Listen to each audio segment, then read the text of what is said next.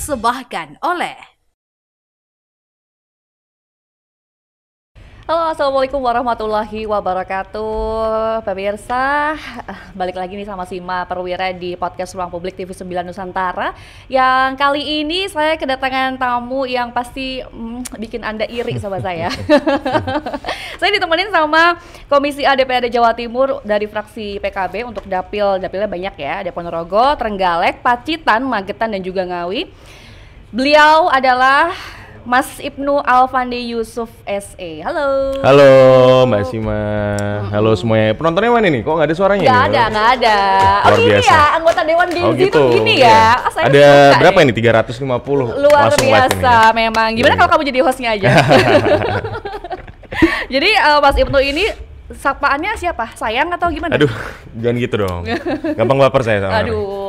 Panggil Mas Ibnu aja. Mas Ibnu aja. Ya. Mas Ibnu di dapilnya Mas Ibnu ini pasti fans-fansnya banyak banget ya. Ini Enggak dapil juga. gemuk soalnya. Iya, bukan fansnya banyak, tapi memang pemilihnya banyak. Dan Pemilihnya kebanyakan banyak. memang rata-rata dari kaum ibu-ibu. Tuh memang. kan, Iya. bener kan. Pasti kamu personanya adalah laki-laki tampan yang alim banget gitu. Itu kurang. Oh, apa lagi? Ditambah belakangan belum menikah. Nah itulah makanya jadi Baik. banyak itu ibu-ibu Siapa yang mau "Waduh." daftar ini bisa banget melalui TV 9 Nusantara ya. Ya, Nanti nanti ada di bawah ini komen-komen. ya, Nah, nomornya ya. nanti komen-komen aja. Jadi kalau saya sedikit boleh ngulik gitu ya pemirsa, Mas Ibnu ini adalah Komisi A DPRD Jawa Timur, anggota ya gitu. Terus udah gitu tinggalnya di Ponorogo. basisnya. Surabaya. Ponorogo, Surabaya. Kata tadi Jakarta. Jakarta mainnya. Oh, mainnya. Baiklah kalau gitu. Kadang-kadang ke Jakarta juga gitu pemirsa. Karena Iya. memang harus sowan kan ke DPR RI juga. Betul, karena sumber koneksi dan informasi kan ada di Jakarta. Pusatnya di Jakarta. Karena sering ke sana. Betul. Gimana jadi anggota Dewan Gen Z ini perasaannya sering diremehin nggak? Wah, kalau itu paling sering saya. Tuh kan. Saya dimanapun saya berada itu memang terbiasa dengan suasana termuda. Di politik, di partai, bahkan di kedewanan itu Oke. selalu termuda. Bahkan di organisasi dari dulu selalu menjadi yang termuda. Makanya itu jadi tantangan dan kelebihan juga. Karena begitu diremehin kan nggak diprediksi langkah-langkahnya. Benar. gitu. Tapi boleh tahu nggak sih kamu kelahiran tahun berapa sih? 90-an something lah ya. Aku 99. Oh, Iya. sangat terbuka ya. Iya 99, terbuka Oke. dong. Baiklah. 25 tahun, 26 kemarin. 26 tahun. Iya. Berarti lulus kuliahnya itu 22 nggak sih? 21 22. Saya agak telat kuliahnya 2023, 2023. lulusnya. Iya. Oh, lulusnya 2023. Oke, berarti antara jeda 2023 sampai 2024 2025 ini activity-nya adalah untuk berkampanye. Betul sekali. Wow, Fokus langsung di terjun? kampanye. Langsung terjun. 2023 itu kan udah masuk mencicil kampanye juga kan itu kan. Betul. Jadi, Menarik loh. Kenapa tuh? Menarik. Kenapa mau terjun ke dunia politik? Jangan-jangan dulu ikut BEM. Enggak, saya dulu ikut HIPMI aja, organisasinya cuman di HIPMI aja, tapi untuk politik itu memang passion juga Oke. dari kecil, karena role model saya salah satunya adalah ayah saya sendiri. Oke. Jadi ya banyak dorongan dari diri sendiri dan keluarga, gitu aja sih. Berarti kamu salah satu orang yang di pemilu kemarin tuh digaung-gaungkan banget tuh ya. Pemilih Gen Z. Iya betul, karena di 2024 kemarin itu kalau saya kira itu jadi wave pertama politik yang banyak pemuda yang partisipasi. Nah jadi banyak generasi muda yang partisipasi itu 2024 kemarin. Karena waktu saya kampanye ya yang saya gaungkan adalah ya ayo Gen Z dan anak-anak muda ya harus diwakili oleh anak muda gitu. Bener sih. Betul Tapi kan sering diremehkan tadi, kemudian Betul. juga belum punya pengalaman politik yang oke. Iya. Jadi kemudian terjun jadi anggota Komisi A DPRD Jawa Timur. Bekal apa yang dipunya? Yang penting kalau masalah pengalaman pasti jelas saya kalah sama yang senior-senior karena saya baru hidup 25 tahun sedangkan senior-senior itu umurnya kebanyakan 2 kali lipat dari saya, umur Oke. 50-an, 60-an. Senior. Yang penting kalau anak muda itu harus cari mentor. Harus cari mentor yang tepat. Kalau saya sendiri masuk ke politik tanpa ada mentor pasti saya tersesat dong. Pasti saya Betul. nggak paham dengan dunia politik. Tapi karena sekarang ini saya punya mentor yang dimana itu salah satunya juga ayah saya, ada guru saya, ada kiai. Yang penting banyak mentor dan banyak guru, insya Allah aman. Yang penting jangan berjalan sendiri. Anak muda itu harus punya mentor. Gitu. gitu. Berarti itu kuncinya ya untuk menjadi politisi muda adalah punya mentor. Punya mentor. Karena kalau masalah semangat, waktu, energi kan itu udah pasti ahead di depan para senior. Oke, semangat apa yang kamu bawa di DPRD Jawa Timur nih? 5 tahun ke depan. 5 tahun ke depan banget nih. Iya dong. Semangat apa ya? Pembeda aja sih, pembeda aja. Jadi energi yang berbeda di antara hiruk pikuk para senior yang sudah berpengalaman. Kita para pemuda ini yang di Indrapura ini pengen membawa energi pembeda, di mana kita membawa semangat, energik, dan juga program-program yang mewakili para pemuda gitu sih kalau aku. Tapi kalau misalkan kamu lagi rapat fraksi ataupun rapat komisi, itu pandangannya senior-senior politisi itu gimana sama kamu? Saya penasaran nih, aku penasaran banget nih. Justru kalau di dalam fraksi dan komisi, karena yang muda itu jarang, justru malah opini kita tuh ditunggu-tunggu justru. Jadi gimana sih perspektif dari anak muda ini yang menjadi anggota dewan ini kayak gimana dengan isu-isu yang ada di fraksi dan di komisi gitu. Justru malah selain ya memang agak diremehkan, tapi justru ditunggu juga perspektifnya kayak gimana gitu. Karena mau nggak mau sekarang itu isi dunia dan Jawa Timur adalah generasi Z semua ya. Betul. Berarti cocok banget nih kalau kita bahas mengenai digitalisasi versus budaya lokal. Apakah itu sebuah harmoni atau ancaman? Kalau menurut kamu gimana? Kalau bilang digitalisasi adalah harmoni atau ancaman, saya kira jangan ancaman ya bahasanya, itu tantangan. Kalau ancaman itu kan terlalu cenderung negatif ya maksudnya. Kalau harmoni pasti kami anak muda kan optimis dengan apapun yang terjadi di dunia ini, apalagi sekarang era globalisasi dan juga digitalisasi, perkembangan media ini sangat pesat. Maka ya sewajarnya anak muda harus optimis menghadapi ini. Dalam arti ya kita manfaatkan semua perkembangan digital dan media ini ya menjadi sesuatu yang positif. Kalau dibilang ancaman, saya kira saya kurang setuju, lebih ke tantangan. Karena di dalam perkembangan digitalisasi itu pasti ada tantangannya gitu. Karena kamu ini merupakan generasi Z yang mana transisi banget ya antara teknologi sama juga metode-metode lawas lah begitu. Betul. Tapi condongnya kebanyakan ke teknologi alias digitalisasi tadi ya. Betul. Ya. Kok jadi serius gini sih? Boleh tadi saya minum dulu kali ya? Boleh. Bener. Nah ini juga nih, Rebel. Anda pasti kan kalau ngelihat rapat-rapat paripurna, rapat fraksi, rapat komisi juga gitu kan, dinilai rebel juga nggak sih sama para anggota yang lain? Enggak, saya disiplin. Saya selalu datang tepat waktu, nggak pernah bolos. Jangan kamu diemong banget ya? Iya, banyak sekali anggota DPRD Jawa Timur yang khususnya yang ibu-ibu itu menganggap saya seperti anak sendiri. Jadi mantu, jangan-jangan. Iya, enggak, iya mungkin ya. Kita nggak ada yang tahu kan jodoh dari mana benar, ya. Jadi memang saya dianggap anak kayak, ayo mas cepet datang, udah makan belum, kayak gitu. Karena memang umur saya itu sepantaran sama anak-anaknya para anggota dewan ibu-ibu ini. Oh gitu. Kalau kamu berapa bersaudara sih? Saya 2 bersaudara. 2 bersaudara, anak sulung atau anak bungsu? Anak kedua. Anak bungsu.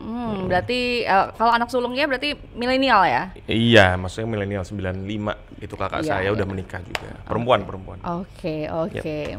Menarik ya, pemirsa ini mengulik sedikit profilnya Mas Ibnu Alfandi. Oh iya, beliau ini juga merupakan ketua HIPMI Ponorogo. Berarti basicnya pengusaha. Saya sebelum masuk ke dunia politik dan kampanye, setelah lulus kuliah itu justru merintis bisnis dulu.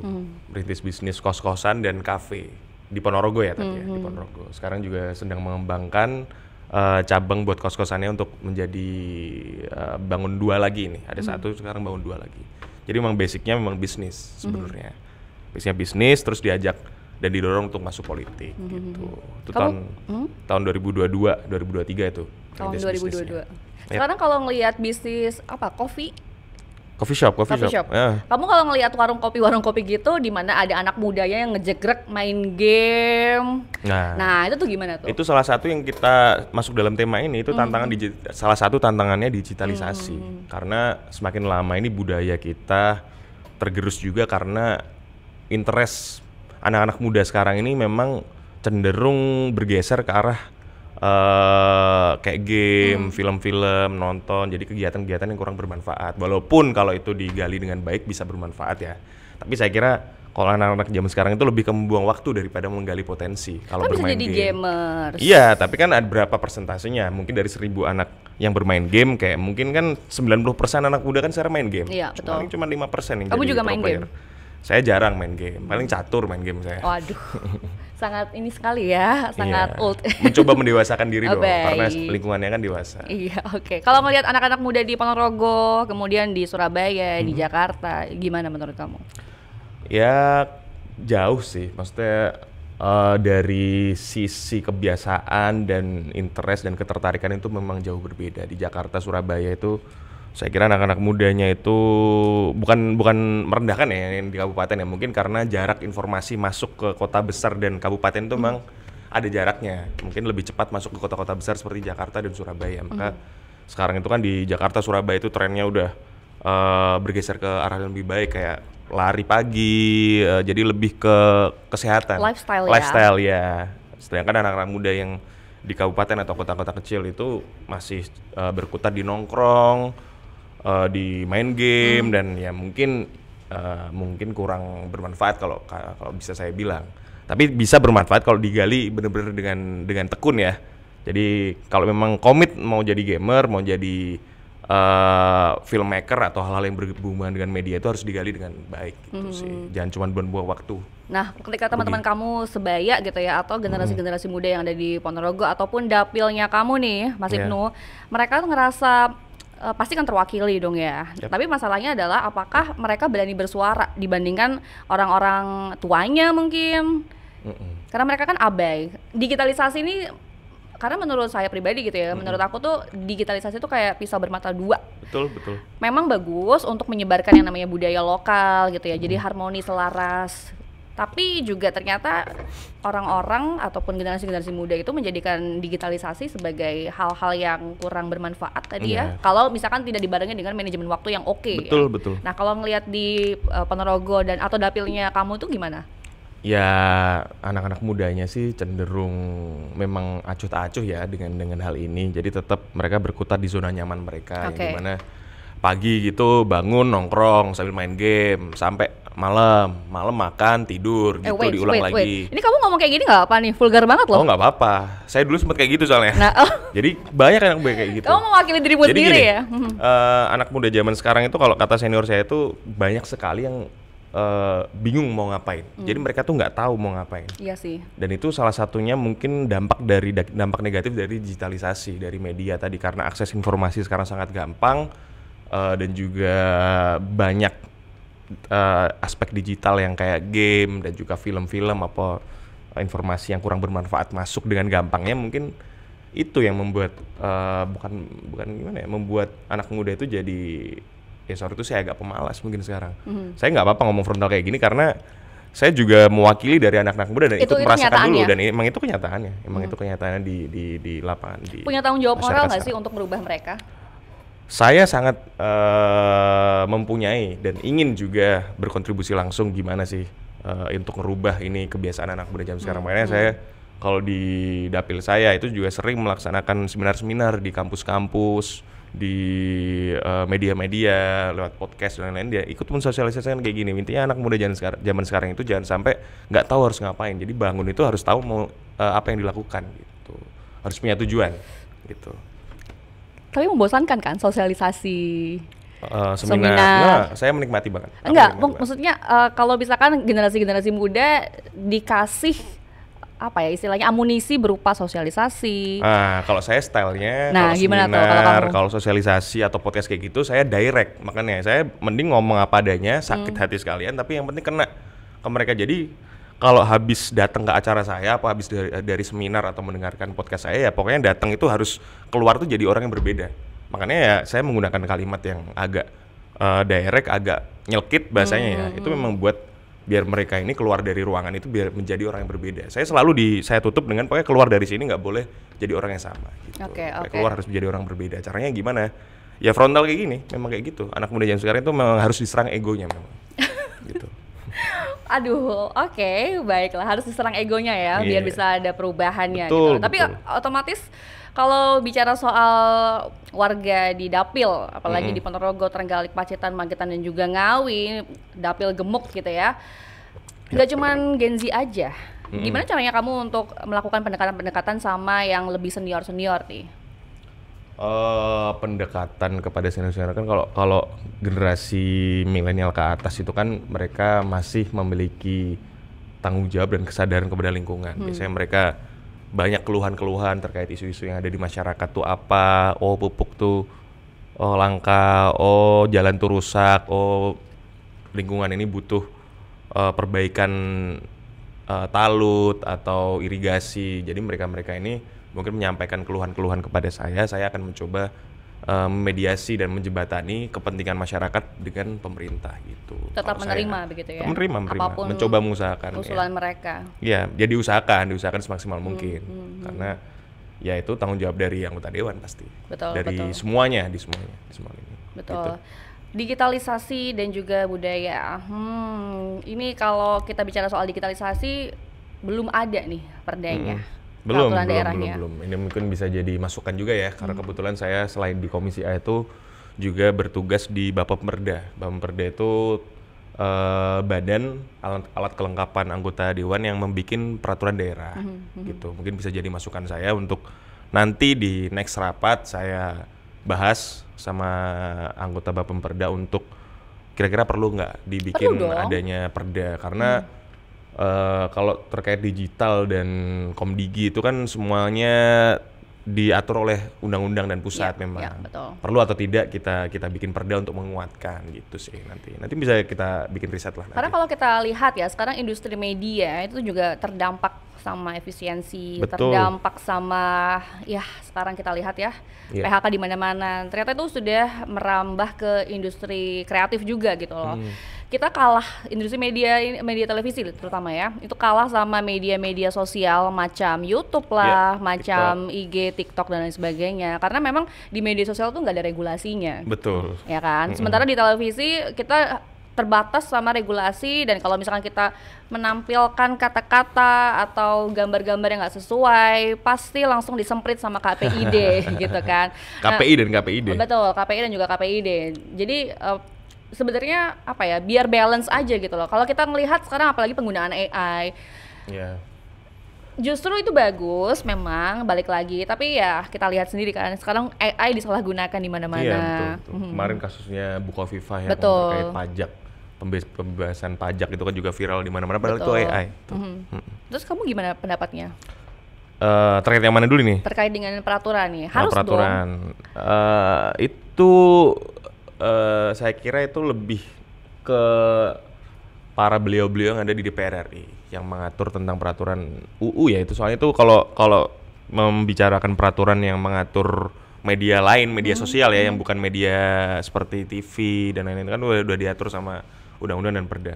Tapi kalau media sosial yang kelasnya kayak TikTok, Facebook itu kan kelasnya nasional bahkan internasional. Jadi saya kira itu kebijakan yang di luar ranah dari anggota DPRD provinsi. Jadi ya mungkin bisa jadi disampaikan isu ini kepada beliau-beliau yang ada di DPR RI dan Komdigi untuk ini gimana keresahan masyarakat ini, apalagi banyak PHK dan media-media konvensional seperti TV dan radio ini mulai menurun juga kan. Akhirnya banyak PHK terdampak banget. Nah, itu bisa jadi concern untuk anggota DPR RI yang bertugas di Komdigi juga dan Kementerian Komdigi. Oke, karena kan kalau misalkan dari Komisi A DPR Jatim sendiri bisa kasih perda atau raperda inisiatif gitu ya, berasal dari komisinya sendiri gitu kan, lumayan. Kemarin Bukoviva udah ngasih apa ya, ibarat kata wacana lah, ini belum jadi suatu kebijakan, akan menghapuskan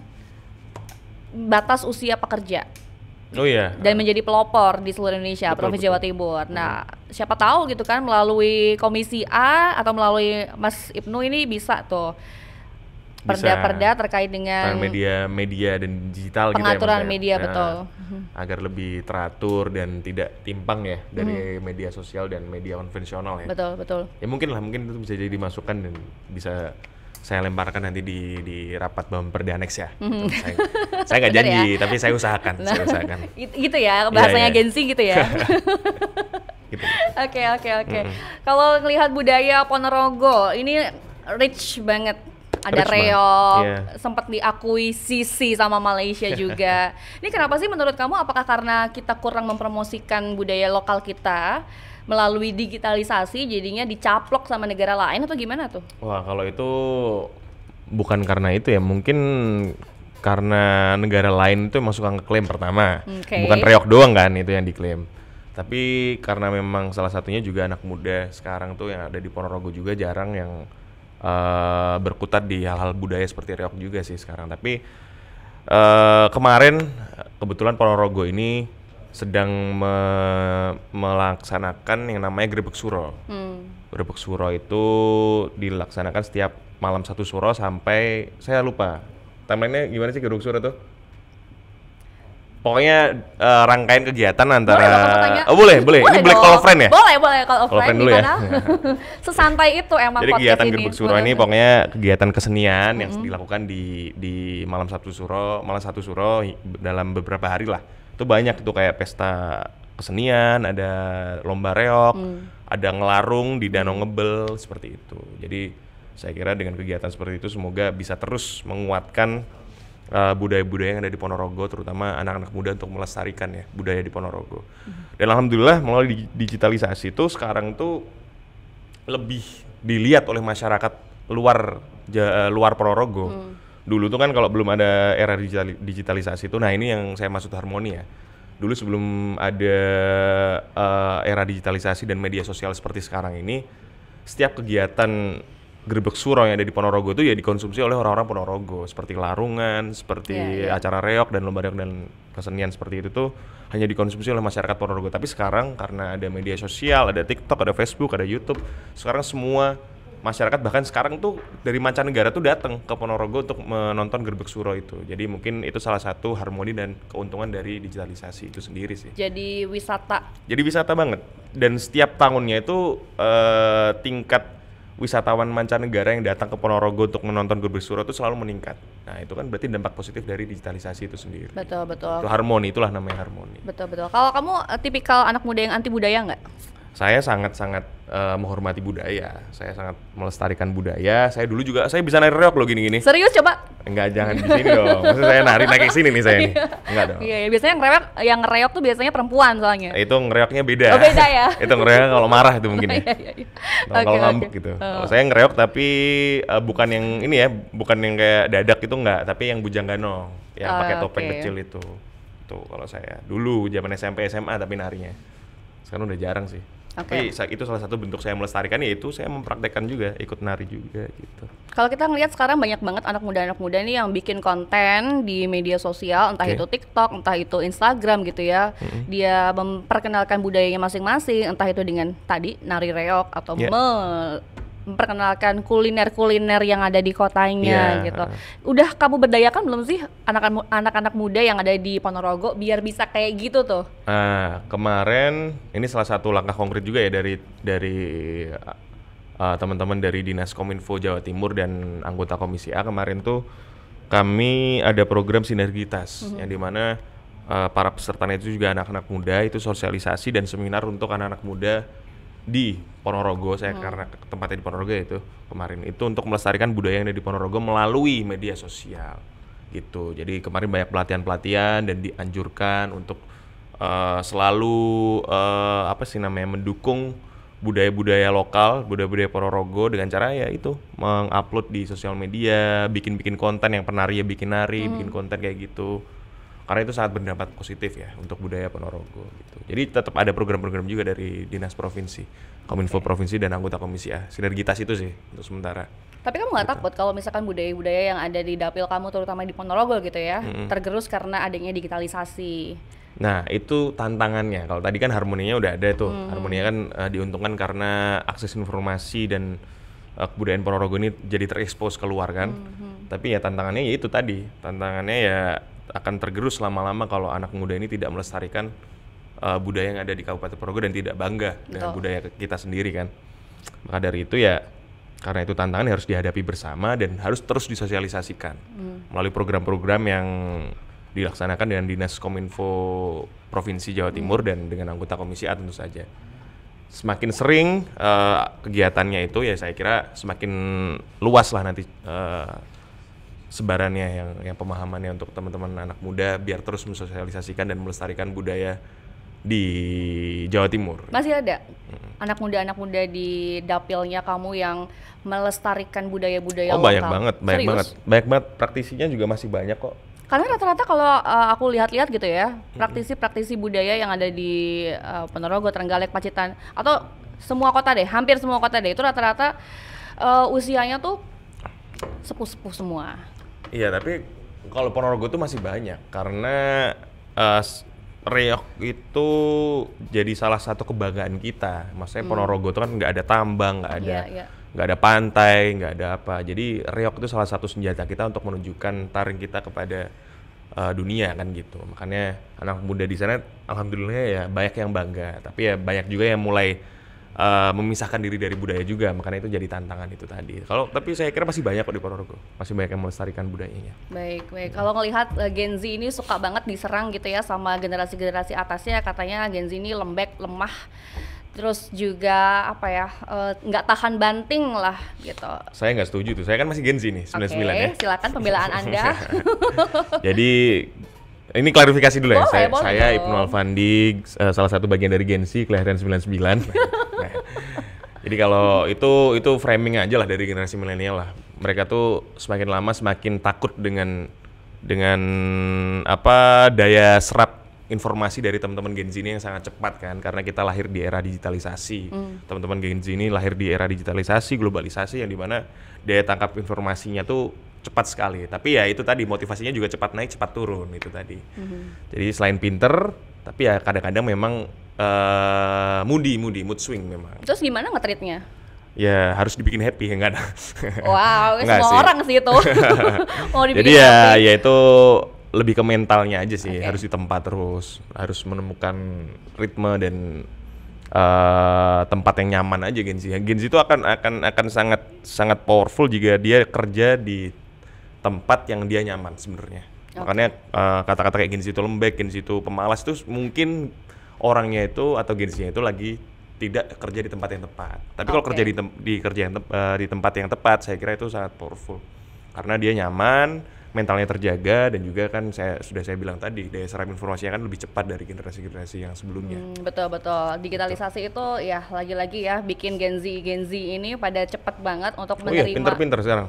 Pinter-pinter menurut kamu? Pinter-pinter sekarang. Serius? Iya, Gen Z sekarang ada fenomena brain rot loh. Brain rot itu apa itu? Nah, pembusukan otak karena ngelihat konten-konten digital secara singkat. Oh iya, ya itu salah satu tantangan globalisasi dan digitalisasi juga sih itu. Ya kalau namanya orang itu terlalu gampang mengakses informasi, yang dulunya membaca buku, dulu tuh zaman-zaman Nabi itu kan kalau mau akses informasi kan harus jalan naik unta ke perpustakaan, jauh-jauh panas-panas. Sekarang kan kalau mau akses informasi tinggal buka HP, tinggal buka TikTok, buka apa, bahkan buku pun ada di HP sekarang. Jadi mungkin karena sangat gampang dalam mengakses informasi itu menjadikan otak itu jadi pemalas sih mungkin. Jadi brain rot itu tadi mungkin ya, saya nggak tahu. Oke. Aku tapi penasaran juga deh sama visi misi kamu waktu kemarin nyalonin jadi anggota DPRD Jatim tuh apa sih? Aku jadi lupa ya kan, 2 tahun yang lalu itu.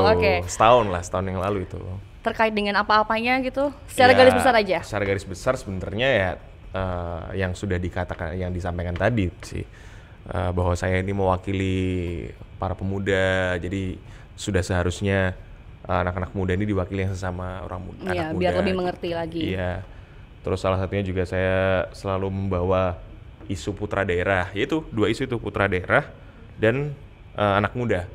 Anak muda itu ya konkret, kerjanya energinya masih banyak kan, kerjanya masih cepat, dan juga putra daerah itu sewajarnya kalau putra daerah mencalonkan dari daerahnya sendiri ya harus diwakili dari daerahnya itu sendiri. Gimana sih kata-katanya? Gitulah. Gitulah.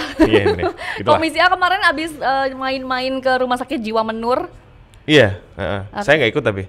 Oke. Kapan itu komisi A kamu? Beberapa minggu yang lalu. Oke. Dan nyambangin ada anak 14 tahun kecanduan judi online. Oh iya, saya dengar itu. Ini tuh termasuk dampak digitalisasi kan? Itu dampak paling jahat dari digitalisasi kalau menurut saya ya. Judi online tuh, pinjol judi online tuh dampak paling jahat dari digitalisasi. Orang-orang zaman dulu tuh berjudi tuh, kenapa zaman dulu tuh sangat jarang anak-anak di bawah umur yang berjudi, karena judi tuh kan semuanya kan prakteknya offline semua. Paling judi apa ayam, apa togel tuh kalau anak muda, anak kecil ikut kan paling ya? Kan di daerah saya masih banyak betul. masih banyak praktek-praktek oknum seperti itu kan. Dulu tuh anak kecil jarang main kayak gitu karena mungkin nggak dibolehin kan sama orang-orang tua kan. Tapi kalau sekarang tuh orang tua di luar pengawasan, kalau sampai lepas dari pengawasan anaknya buka situs gampang banget, tinggal main, tinggal top up, apalagi top up dari dompet digital gitu, e-money gampang. Terus main, terus habis, makanya sampai kecanduan itu. Saya kira itu dampak paling jahat dari digitalisasi sih kalau saya bilang, judol dan pinjol ya. Gitu. Menyerangnya tuh selalu anak-anak kecil, remaja, dan juga karakter-karakter rentan kayak ibu-ibu kayak gitu kan, atau bapak-bapak yang udah lansia, yang udah sorry to say jobless, kayak gitu-gitu, pensiunan. Jadi kayak ngerasa, wah aku nggak punya activity nih, kayaknya aku bakal dapat passive income melalui judol deh. Nah, ini saya katakan ke penonton ini, mungkin nanti dari 2 juta penonton adalah 800.000 nanti atau berapa ribu yang main judol. Saya bilang stop, karena kalian gak akan menang kalau main judol. Kemenangan terbesar dari orang yang main judi adalah di saat kalian berhenti gitu. Bahkan di Ponorogo kemarin tuh ada yang sampai bunuh diri, bahkan kalau saya. Iya, bunuh diri karena depresi dari main judi online, habis itu akhirnya pinjol, terjerat banyak pinjol, akhirnya depresi, nggak bisa bayar. Banyak kayak gitu kasusnya. Ya, akhirnya mengakhiri hidupnya banyak. Itu jadi salah satu ini Anda ya, bahan fokus Anda di Komisi A nih. Iya, bahkan sekarang di Komisi A dan di Bapemperda tuh kita sedang memproses dan menggodok perda terkait judi online dan pinjol. Itu yang jadi apa ya? Jadi bahan fokus utama. Jadi sebenarnya regulasinya sudah ada dari pusat, dari Komdigi, cuman saya kira perlu ada penguatan di level perda provinsi. Makanya ini sekarang lagi digodok, masih belum jadi sih. Boleh dong di-spill isinya apa aja kira-kira? Dikit. Aduh. Ini harus dibuka, saya nggak bawa bukunya. Ini harus dibuka ini bukunya. Tolong tadi asistennya kemana? Boleh? Keluar. Oh, intinya lagi digodok lah ini. Okay. Belum jadi juga, masih draft. Jadi kan masih banyak perubahan. Nanti kalau di-spill, kalau ternyata berubah gimana? Oke deh. Boleh minum lagi. Boleh. Kalau terkait dengan digitalisasi dan juga budaya, kamu punya pandangan nggak sih Komisi A nanti ke depannya tuh bakal mendigitalisasikan budaya? Kayak area Ponorogo, kemudian bentuknya diarsipkan melalui arsip digital gitu. Terus ada AI saya nggak setuju sih kalau AI. Iya, hilang dong esensi budayanya. Saya nggak setuju, itu hilang kalau esensi budayanya kalau jadi AI. Tapi kalau digitalisasi budaya itu pasti akan kami gaungkan, karena itu tadi yang namanya harmoni digitalisasi dengan budaya itu kan di saat akses informasinya itu bisa diakses oleh banyak orang di luar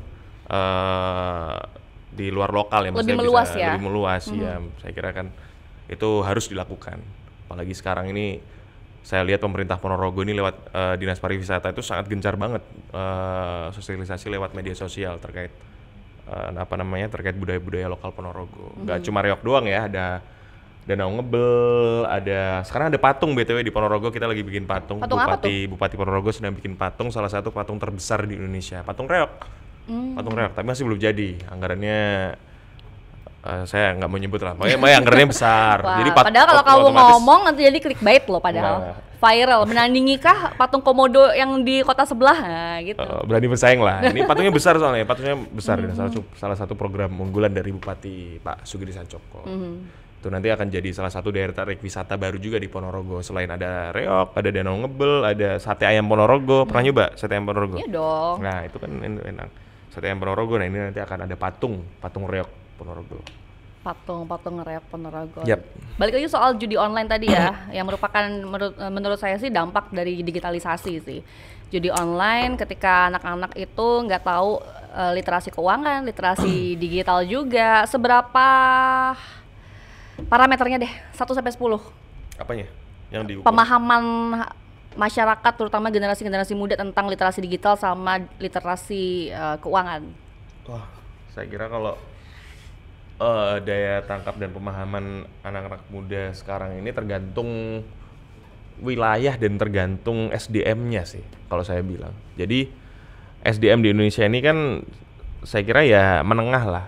Kalau sudah menengah ke bawah pasti sangat gampang tertipu judol dan pinjol. Tapi saya kira dengan adanya sosialisasi dari pusat maupun provinsi maupun kabupaten itu sedikit banyak ikut memitigasi kebiasaan-kebiasaan judol pinjol dari anak-anak muda ini sih, terutama yang di Jawa Timur ya, gitu. Oke, tunggu dulu deh. Agak sedikit OOT nih ya. Saya mau tanya nih, pertanyaan pribadi. Enak gak jadi anggota dewan? Kok tiba-tiba nanya gitu? Iya dong. Ya, Penasaran. ini adalah bentuk melaksanakan amanah dari masyarakat. Aduh, politis banget ya jawabannya. Iya, makanya saya justru mengharapkan jawaban-jawaban yang out of the box gitu loh. Jadi anggota dewan itu kalau menurut saya ya dibilang enak-enak. Karena proses gak enaknya itu waktu pencalonannya itu luar biasa gak enak, ya? Berdarah-darah, itu luar biasa. Tapi kalau jadi ya namanya abis berjuang, abis berakit-rakit ke hulu kan pasti kan berenang-renang kemudian gitu. Pasti ada kemudahan di balik kesulitan. Oke. Gitu.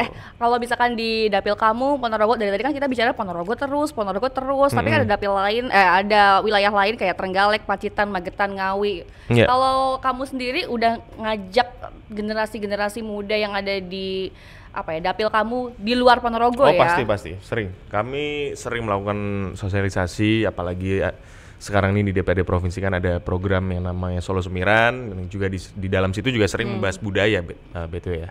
Jadi ya tempatnya juga bukan di Ponorogo saja, karena tanggung jawab saya kan ada di 5 dapil, ada di Ponorogo, Trenggalek, Pacitan, Magetan, Ngawi, itu semuanya sering saya lakukan kegiatan sosialisasi Solo Semiran itu tadi. Itu pasti sering. Dan kebanyakan peserta saya tuh saya bagi menjadi 2, anak muda dan perempuan. Kenapa? Gimana? Perempuan tuh maksudnya ibu-ibu ya, karena ibu-ibu tuh saya seru aja kalau sama ibu-ibu. Oh gitu. Ini mbak atau ibu-ibu? Mbak ya? Mbak dong. Apa kakak? Apa adik? Kakak. Adik boleh. Tergantung kamu deh. Kamu mau nyamannya gimana deh? Nanti aja deh belakang. Lanjut. Oke deh. Terkait dengan rencana kamu nih, pribadi sama rencana di Komisi A, boleh dong disampaikan ke pemirsa nih. Rencana terkait pribadi dengan gimana caranya kamu bisa melestarikan atau mensinkronisasikan lah.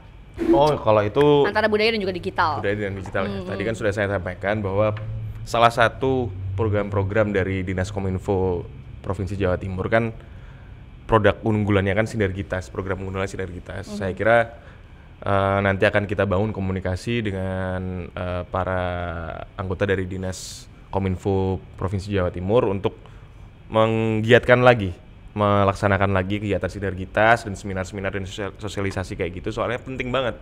Karena kita selain itu kan bingung lagi gimana caranya menjaring masyarakat sebanyak itu, abis itu dikasih seminar, kasih ilmu yang banyak, ada transportnya lagi kan, itu orang-orang pasti seneng tuh anak-anak muda kan. Gitu. Jadi saya kira diperbanyak lagi kegiatan sinergitas seperti itu antara Kominfo dan anggota DPRD Provinsi khususnya Komisi A. Nah, gitu. masalahnya ada nggak outputnya? Outputnya ada, abis itu kan ada pelatihan-pelatihan juga, ada BIMTEK. Jadi sinergitas itu nggak kok melulu sinergitas seminar ya, ada yang BIMTEK, ada yang workshop, ya ada seminar kayak gitu. Selain memberikan wawasan ya ada juga yang kayak workshop dan BIMTEK itu tadi. Jangan sampai nanti masyarakat ini kemudian terlena nyaman gitu ya sama. Cuma datang ngambil transportnya doang gitu. Ya. Kan ada kok gitu. ada BIMTEK dan workshopnya juga. Harus ada outputnya juga gitu loh. Yeah. Terakhir boleh disampaikan kepada pemirsa Jawa Timur sebelah sini yang warna kuning. Yeah. Apa ini closing statement? Apa iya ini? dong. Lo emang udah habis ya waktunya? Udah. Nggak kerasa kan ngomong nggak kerasa sih. Iya. Kita tambah extra time nggak bisa? 1 jam lagi? Bisa. Oh nggak bisa lanjut aja. Kita lanjutkan di belakang. Jadi kalau misalkan kamu ngajak generasi muda, kamu kan sebagai anggota dewan nih, Komisi A DPRD Jawa Timur gitu ya. Gimana caranya kamu menghimbau masyarakat muda, generasi muda ini biar please jangan main gadget mulu, jangan ngegame mulu, tapi jadiin gadget digitalisasi itu jadi peluang buat kamu. Silakan. Ya. Jadi membahas tema hari ini dulu yang namanya kita kan sedang menghadapi era digitalisasi, yang dimana itu pilihan kita itu akan menjadi harmoni atau ancaman atau tantangan itu tadi. Makanya mungkin kesimpulannya ya saya kira anak-anak muda ini harus optimis menganggap era digitalisasi ini menjadi sebuah harmoni antara budaya dan digitalisasi, karena keuntungan yang dirasakan masyarakat ini, masyarakat budaya tentunya itu sekarang itu sangat terasa, apalagi budaya-budaya yang ada di kabupaten masing-masing itu semakin terekspos dan aksesnya semakin gampang diakses oleh secara luas dari luar kabupaten masing-masing. Jadi saya kira harus optimis untuk terus menerapkan yang namanya media sosial itu harus dilakukan dengan baik, harus dilakukan dengan tepat, jangan sampai disalahgunakan. Dan juga tantangannya itu tadi ya, banyak yang main HP, banyak yang pemalas. Saya kira itu anak muda ini sekarang harus rajin. Ini saya jadi keinget kata-kata senior saya ini waktu di HIPMI. Ini mungkin bisa jadi closing statement dan kata-kata terakhir ya. Kata-kata terakhir. Enggak, maksudnya apa sih? Kutipan. Kata-kata hari ini. Kata-kata hari ini. Nah, kata-kata hari ini. Gitu. Jadi anak muda zaman sekarang ini banyak yang bangun tidur itu tidak tahu mau ngapain, tidak punya tujuan. Kalau kata senior saya itu anak muda yang tua sebelum waktunya dan mati sebelum waktunya gitu. Oke, thank you so much sekali lagi Mas Ibnu Alfandi Yusuf SE, anggota Komisi A DPRD Jawa Timur dari Dapil Ponorogo, Trenggalek, Pacitan, Magetan, Ngawi. Thank you. Dan jangan kapok-kapok ya datang di podcast Ruang Publik TV 9. Thank you pemirsa. Wah, banyak banget ini. Emang beda ya kalau anggota Dewan itu Gen Z, emang seluas ini ya. Oke, sekali lagi tuh, bye. Iya, bye.